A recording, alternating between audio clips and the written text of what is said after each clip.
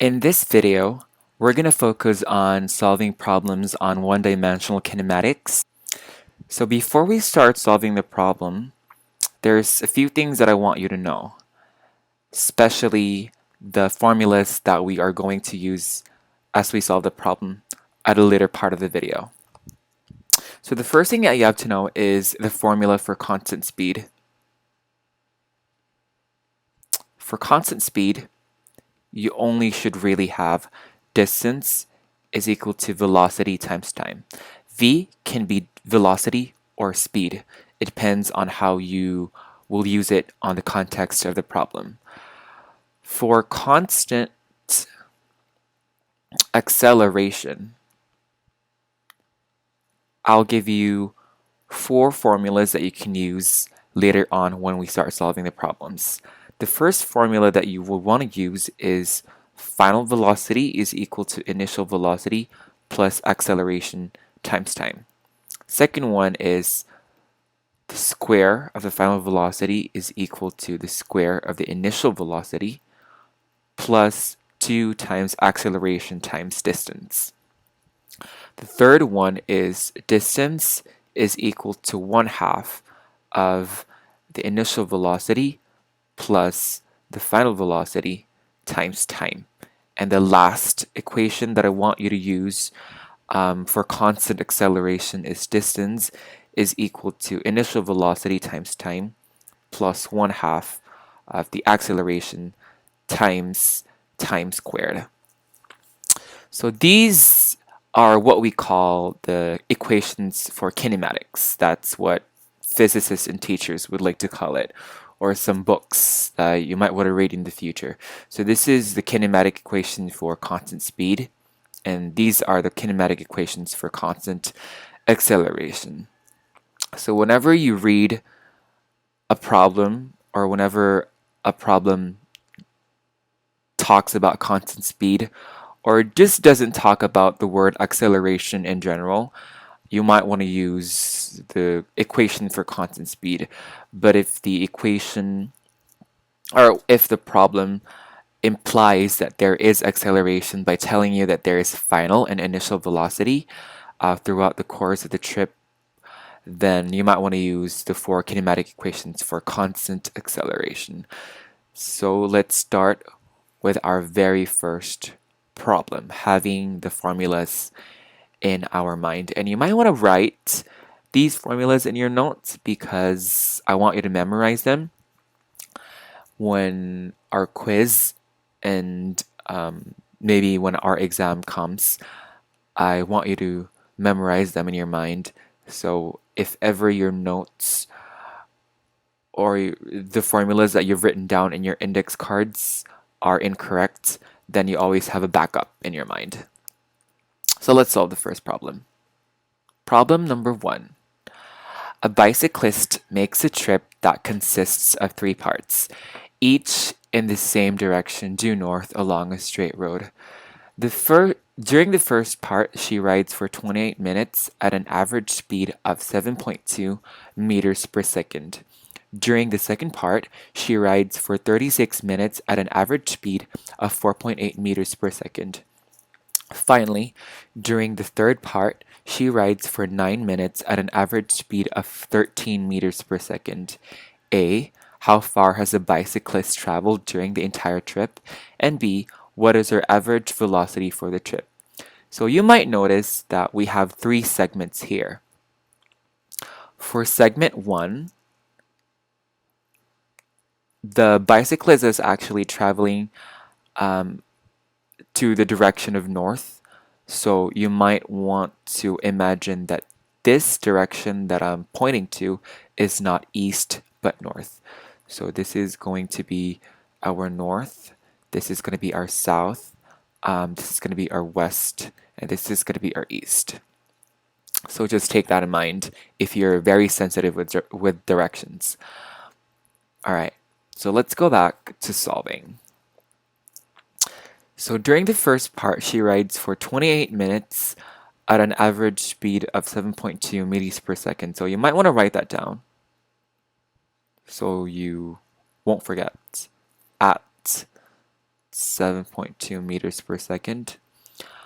During the second part, she's still traveling north. All of her trip are due north, so don't be confused. I'm going to write a line or a vector of the same direction. The second part she rides for 36 minutes at an average speed of 4.8 meters per second. And she makes a stop, or for some reason, she changes her speed to 13 meters per second at 9 minutes.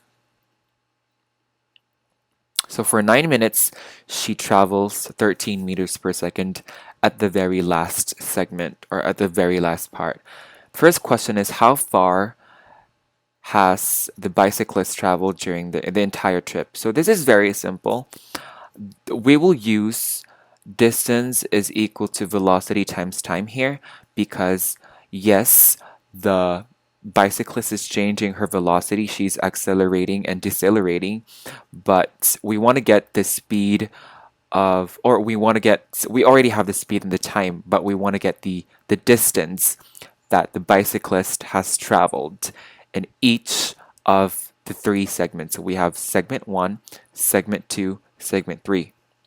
Once we have the individual distance for each segment, then we can add them, and then we will have the total distance that the bicyclist has traveled for the entire trip.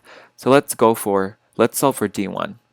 D1 is equal to the velocity at the first segment, which is 7.2 meters per second, and the time it took for the bicyclist to travel for the first segment. It's 28 minutes. Now you have to be very careful, because 28 minutes is in minutes, and we would want the unit for time to be uniform. So 28 minutes is approximately 1,680 seconds.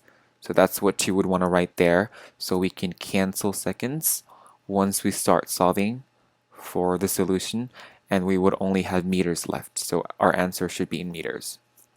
7.2 times 1,680, the distance for the first segment should be 12,096 meters.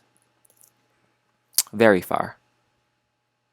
I wouldn't walk this distance. For our distance 2, then we should just use the quantities available for the second segment. So we do this each part. So let's do this fast. 4.8 is velocity, and 36 minutes is 2,160 seconds.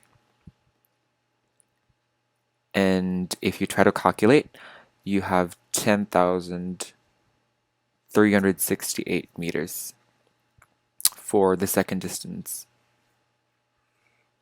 And for distance 3, let me see if I can put it here. For distance 3, we have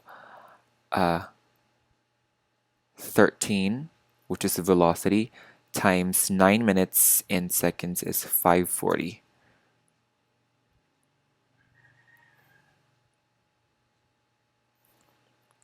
So distance 3, you have approximately 7,020 meters. Or these are the individual distances that the bicyclist has traveled in each individual segment. So if you want to get the total distance that the bicyclist has traveled during the entire trip, so we just have to add everything. So if you want to add distance 1 plus distance 2 plus distance 3, the total distance would be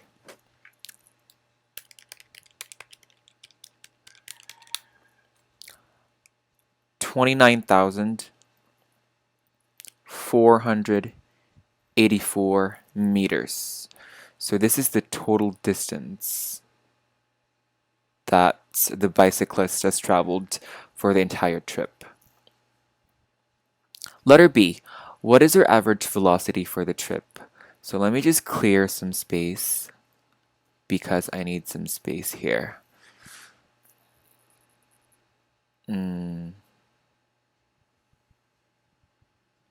Okay.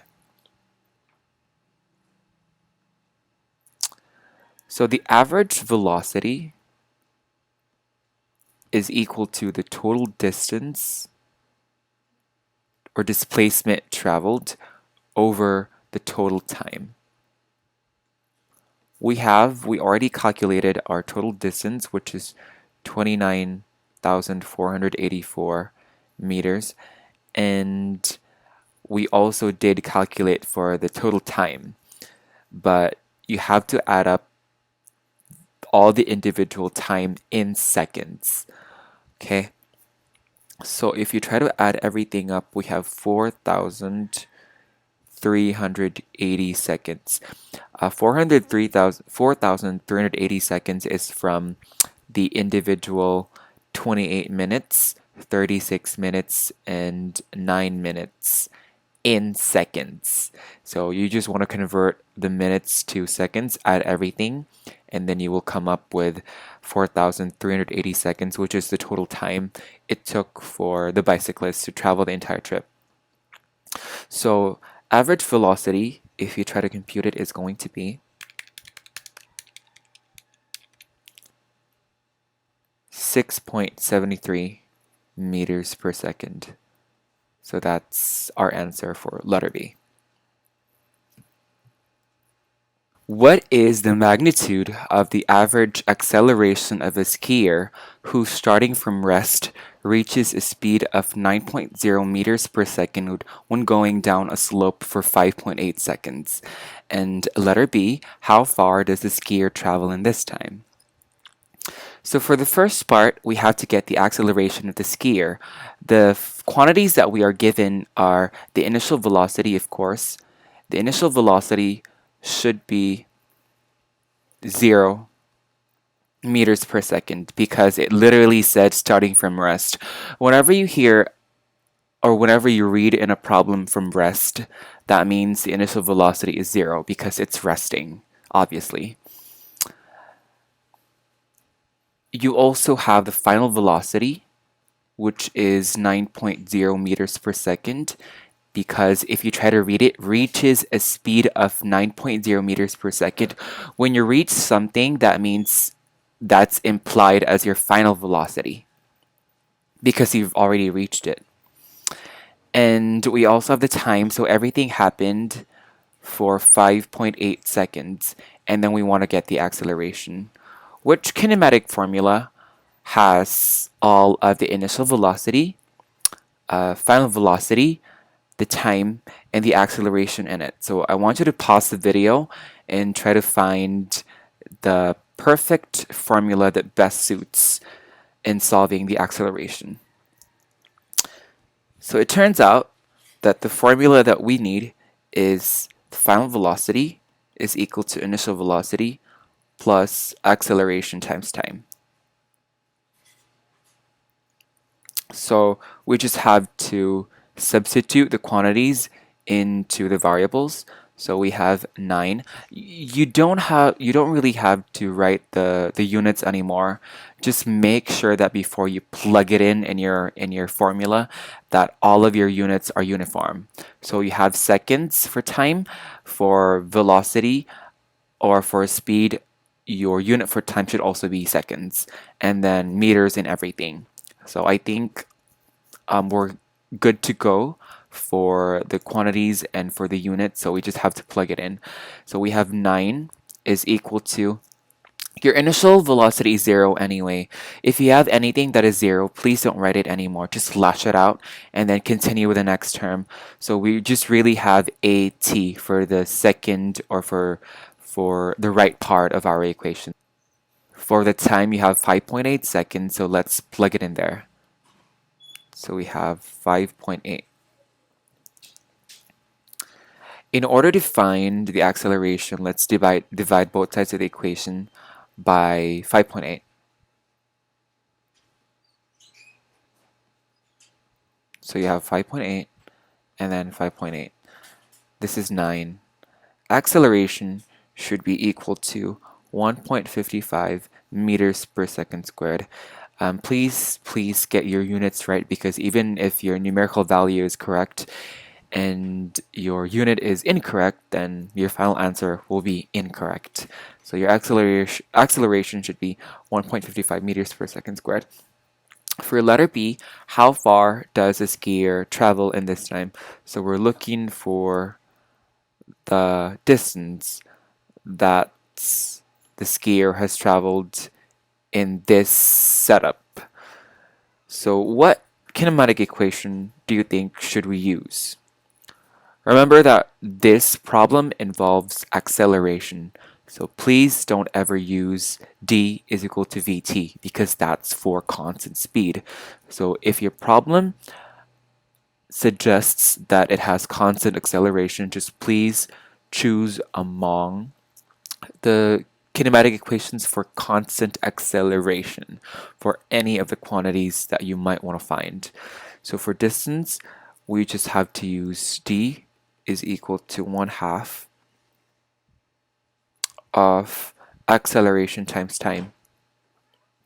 This formula is from d is equal to vot plus 1/2 at, but our initial velocity is 0, so we just have to slash this out. So all we really left is 1/2 at. So let's try to plug our variables in, or our values in. Acceleration is 1.55, and then our time is 5.8. So distance is equal to 4.50 meters. So that's it for this problem. Problem number 3. A motorcycle consists of 2 segments.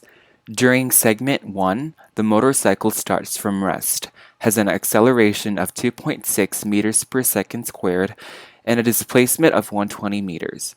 Immediately after segment 1, the motorcycle enters segment 2 and begins to slow down with an acceleration of negative 1.5 meters per second squared until its velocity is 12 meters per second. What is the displacement of the motorcycle during segment 2? So if we have 2 segments in this problem, we have to dissect the problem first in order for us to find the displacement on segment number 2. For segment number 1, let me write a Roman numeral 1. Our initial velocity should be 0, because if you try to read here, the motorcycle starts from rest during segment 1. Its acceleration is equal to 2.6 meters per second squared, and its displacement is equal to 120 meters. After that, the information on segment 2 is given. The motorcycle enters segment 2 and begins to slow down with an acceleration of negative 1.5 meters per second squared until its velocity is 12 meters. Notice that it said until its velocity, so that should give you an idea that that's its final velocity. So 12 meters per second is your final velocity. The question is, what is the displacement on the second segment? Now, for the second segment, we can use the formula final velocity squared equal to initial velocity squared plus 2AD. We have final velocity, which is 12. We have the acceleration, which is negative 1.5, and the distance is what we're looking for. But we're missing one variable, which is our initial velocity in segment number 2. A value for the third variable, which is the initial velocity on segment number 2, can be obtained by noting that it is also the final velocity of segment number 1. So as the motorcycle leaves segment number 1, it has a final velocity, right? So when it enters segment number 2, the final velocity of segment number 1 is the initial velocity for segment number 2. And that's what we will plug in here so we can find the distance. But how do we find the initial velocity on segment number 2? Which is simply find the final velocity in segment number 1. So for segment number 1 and finding the final velocity, we can use the same formula, which is Vf squared is equal to Vi squared plus 280. Make sure that all of your units are uniform and consistent, and after making sure, just plug in the numbers. So you have Vf squared is equal to 2 times 2.6 times 120. You might notice that I didn't put anything for the initial velocity since our initial velocity for segment number 1 is 0. So let's just slash it out. And we are left with this term. So 2 times the acceleration times the distance. So our Vf squared is equal to 624. Take the square root of both sides of the equation, and then we have Vf is equal to 24.98 meters per second. This is the final velocity for segment number 1. And as soon as it enters the second segment, the final velocity will be its initial velocity. So let's write that down here. Our initial velocity is 24.98 meters per second. Now we can solve for the distance because we already have the initial velocity for the second segment. So let's plug in all the quantities that we have. We have 12 squared for the final velocity is equal to 24.98 squared plus 2 and then negative 1.5 and then write distance. Square of 12 is 144. The square of 24.28 is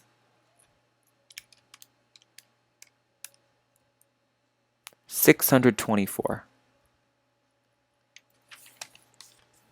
plus 2 times negative 1.5 is negative 3. So let's just put negative 3d there. So we really have transpose 624 to the left side of the equation, and we will be left with 144 minus 624 for the left side of the equation. We have negative 480. And then for the right side of the equation, we're left with negative 3d. Divide both sides of the equation by negative 3. So d is equal to 160 meters. So let's just put a box on top of that. So the distance or the displacement for segment 2 of the motorcycle is 160 meters. Very simple. And that's it for this problem. Let's move on to the next problem. Problem number 4. A bicyclist is moving at 10 meters per second when she is passed by another bicyclist. She instantly begins to accelerate at a rate of 0.1 meters per second until she catches up to the other rider, who maintains a constant speed. If she catches the other rider in 1 minute, find the speed of the other rider. So let's try to label and take this slowly because it really needs analysis. So we have bicyclist number 1. Let's write B1 and then B2, just like the bananas. So bicyclist number 1 is just minding her own business, and she initially has a speed of 10 meters per second. And then here comes bicyclist number 2, who goes past her. So let's see, bicyclist number 2 is here. I'm sorry, this should be bicyclist number 1. I made a mistake. Bicyclist number 1, and this is bicyclist number 2 who just moved past her. So bicyclist number one seems very competitive, so she tried to accelerate to catch up to bicyclist number two. So she tries to accelerate to catch up with an acceleration of 0.1 meters per second squared. And it says here, furthermore, that she catches the other rider in 1 minute. So after 1 minute, time is equal to 60 seconds. Both bicyclists are at the same distance. So let's just say that after 60 seconds, they're both at the same time. I mean, at the same distance or displacement. So we have to find B2's speed. So speed of bicyclist number two is what we're looking for. The secret here is to find the distance or displacement of bicyclist number one after 60 seconds.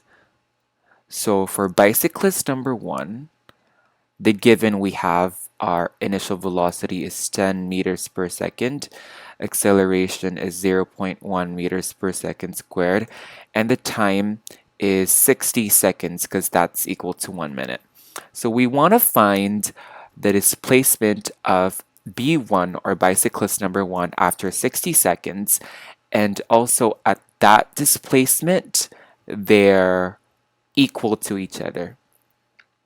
So because after 60 seconds, they already caught up with each other. So that means they should be at the same displacement after 60 seconds. So we want to find B1's displacement after 60 seconds because that's also the same displacement with B2 after 60 seconds.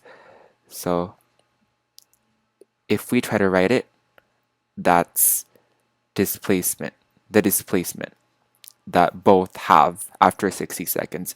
So how can we find B1's displacement after 60 seconds if we have the initial velocity, the acceleration, and the time? It turns out that we can use this formula. Distance is equal to initial velocity times time plus 1/2 of the acceleration time squared. We have initial velocity, we have the time, we have the acceleration, and we also have the time. So let's just plug it in. Let's plug in all the values. So we have d is equal to 10 times 60 plus 1/2 of 0.1 times 60 squared. So let's use our calculator to calculate that.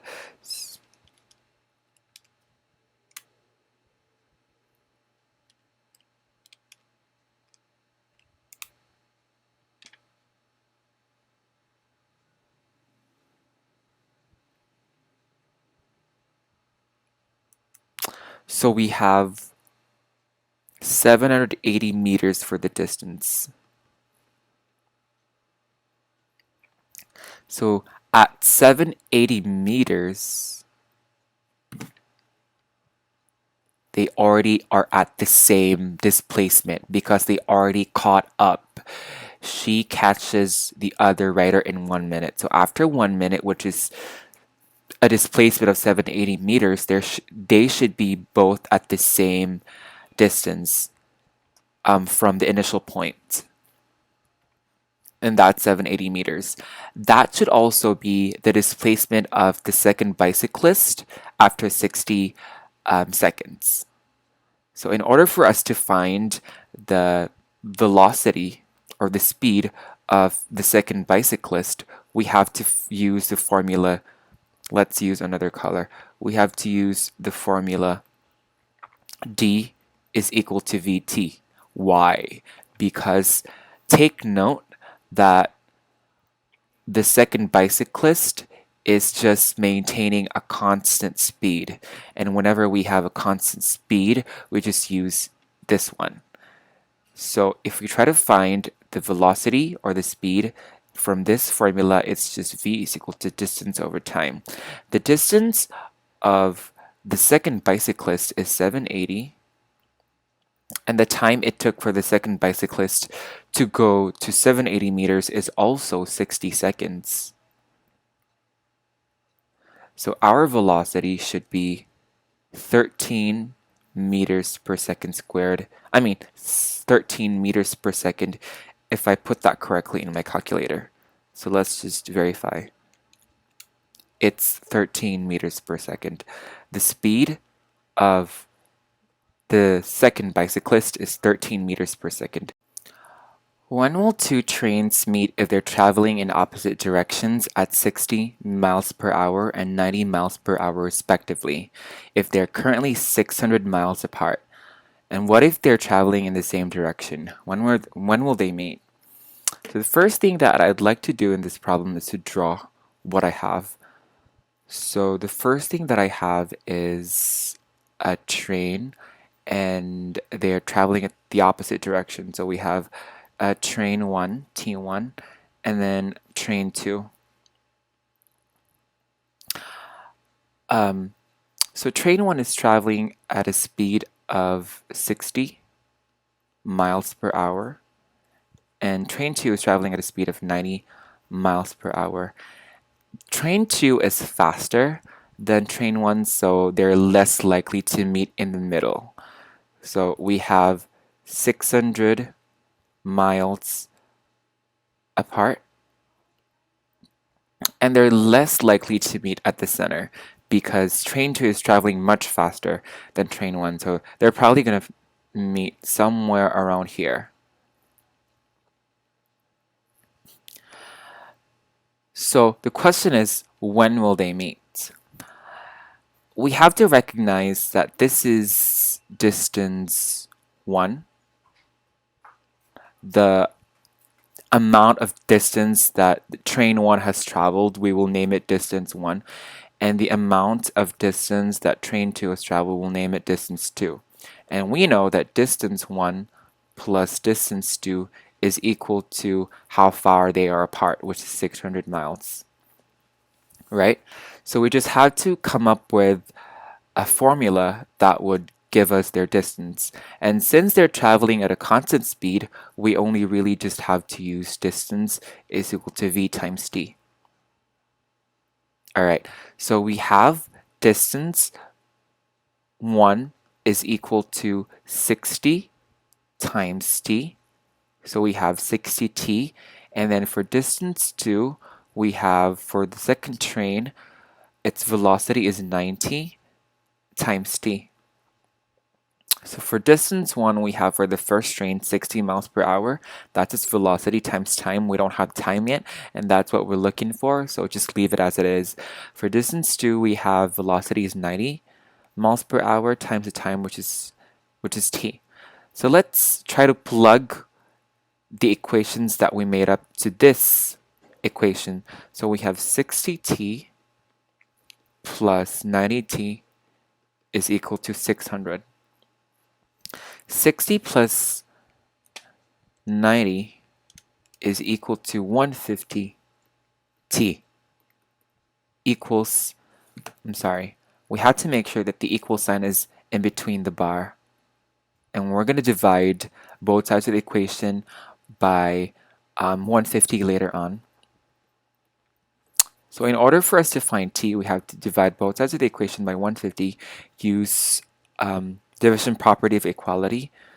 So time should be equal to 600 divided by 150, 4 seconds.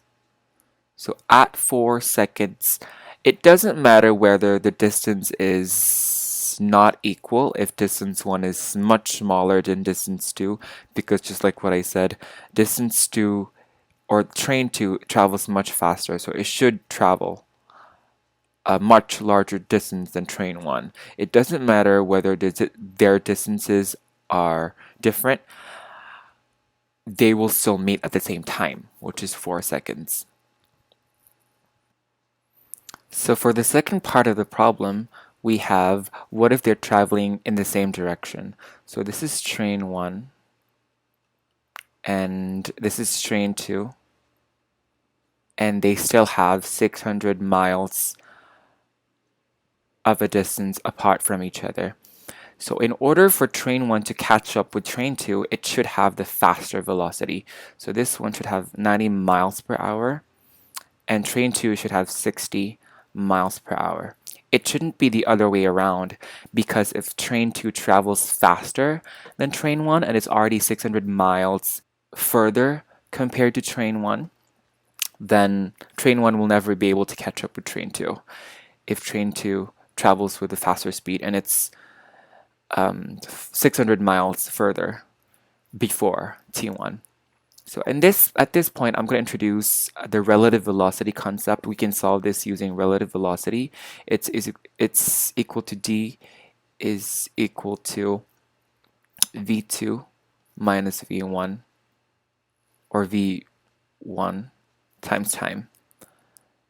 600, the distance apart is 600, v2 is 90, and v1 is 60 times time. So 600, so 90 minus 60 is 30. And then we have 30 here.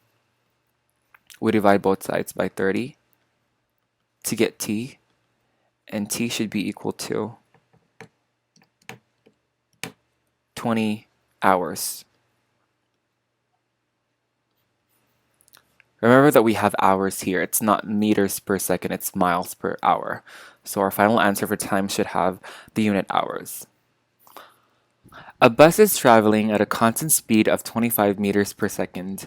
A car is 60 meters behind the bus and begins to accelerate at 4.2 meters per second squared, starting from an initial speed of 12 meters per second. How long will it take for the car to catch up to the bus? So let's try to draw a diagram with this situation.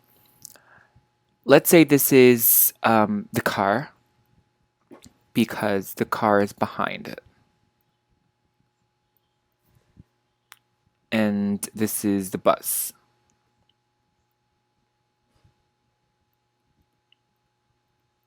And they all starts off at the same initial position, which is probably here. All right. The car is 60 meters behind the bus. Let's try to draw that. 60 meters. So this is the car and this is the bus. The car is traveling. It has an initial velocity of 12 meters per second. But it begins to catch up.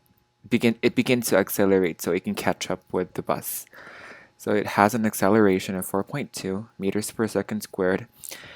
And we have the bus with a constant velocity or a constant speed of 25 meters per second.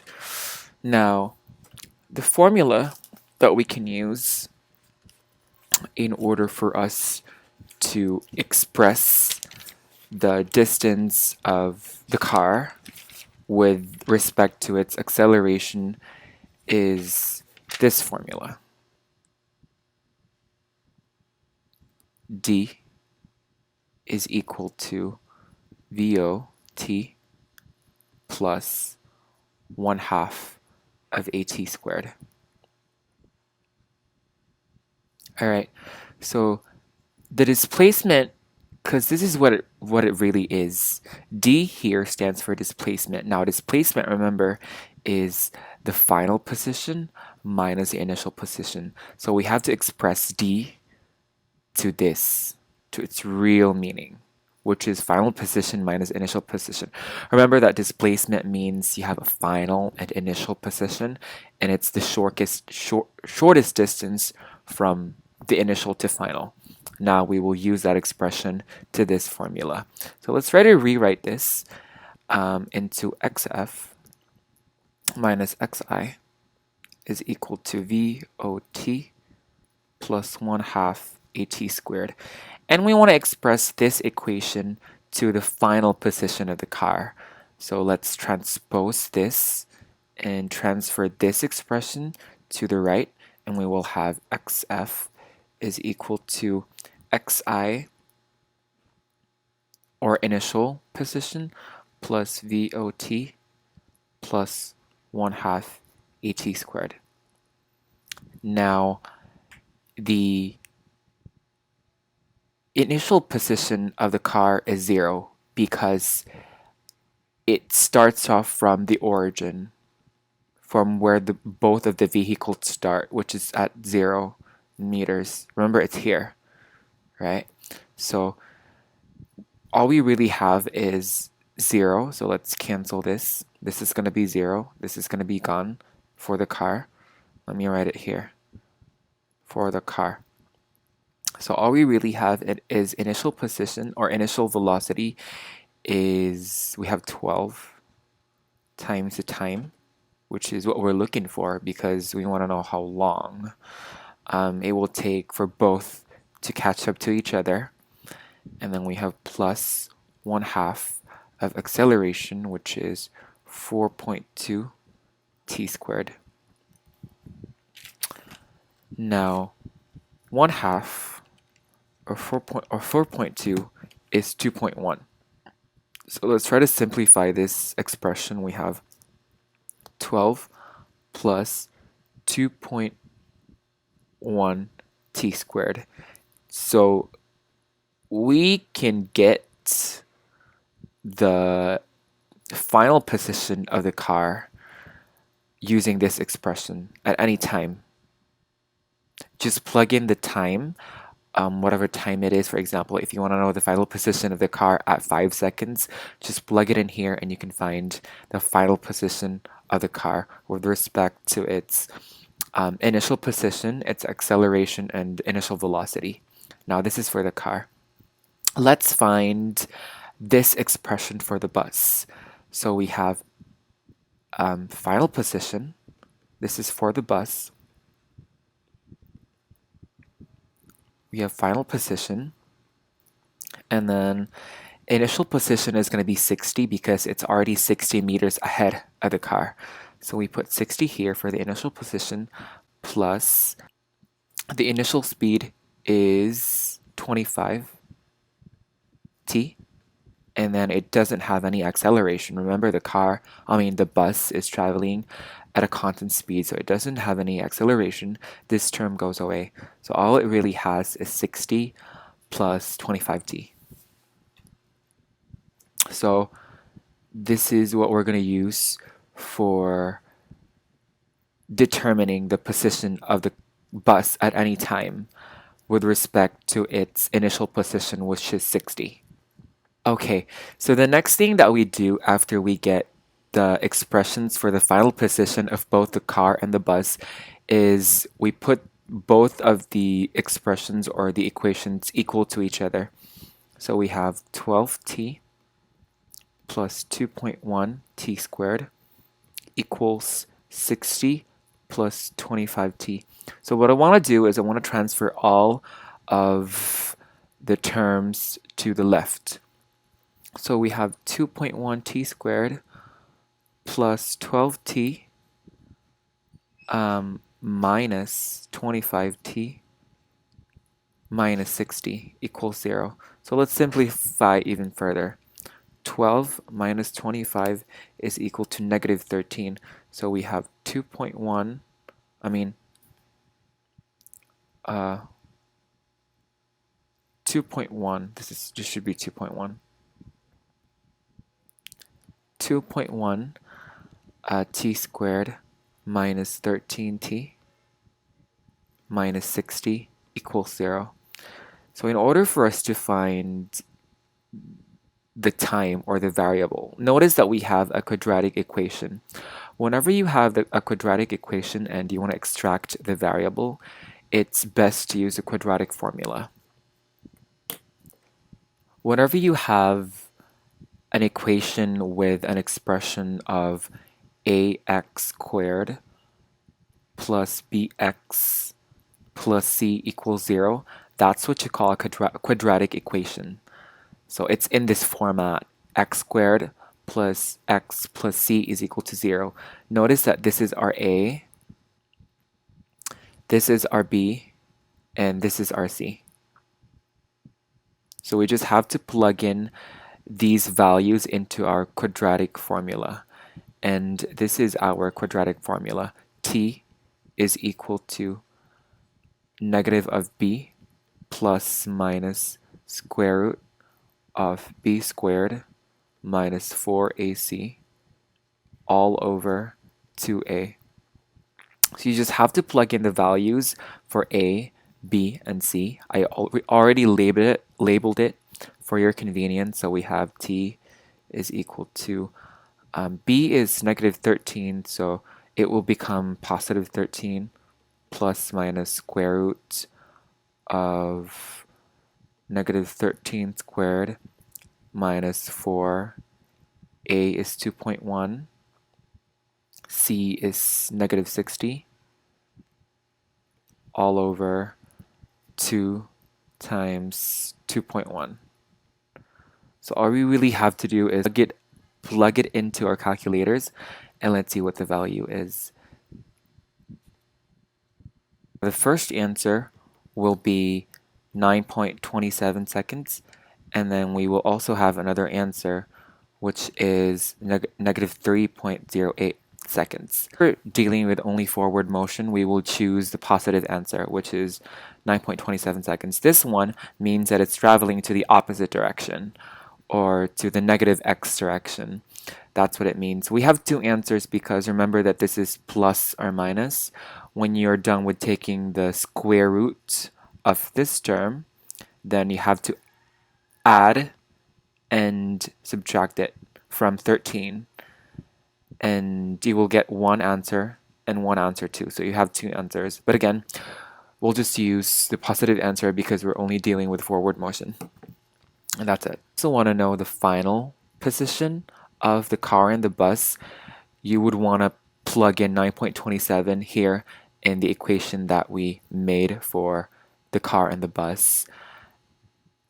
So if you put 9.27 here, you'd find the final position of the car when they met, and also the final position of the bus when they met.